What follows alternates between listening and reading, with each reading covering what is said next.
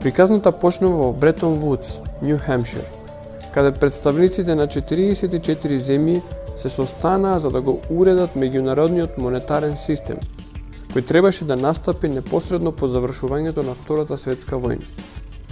На 22 јули 1944 година беше потпишан договорот од Бретон Вудс, со кој беа поставени одредени правила, институции и процедури што го регулираат меѓународниот монетарен систем.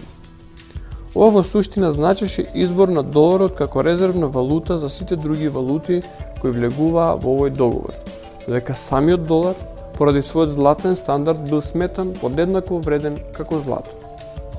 По ова следува златниот период на развој и просперитет на Соединетите Американски држави, кој во своите трезори го чуваа најголемиот дел од светското злато, додека на негово место во светот циркулираше доларот. Ова идила